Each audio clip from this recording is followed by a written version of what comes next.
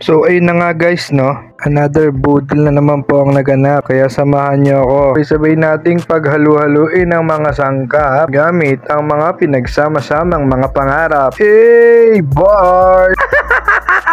Charot lang. Well, Kuya Noel. So kapag nabuhusan nyo na nga lahat ng butas at maging ganito na, buhusan nyo lang ulit at umawit upang mag-uwi ng panting punit. Charot!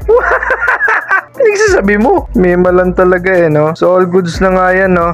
Proceed na tayo dito sa preparation guys. Sa mga oras na yan, pinupunasan natin dahil madumi. Kinumutan ko na rin siya ng kiso. Sa English ay chess. Tapos pinahirang ko ulit at binarnisan. Gamit yung brush na panglinis ng sapatos. Tapos nilagyan na ng super white Faber-Rise yung pantatak sa damit. Charot!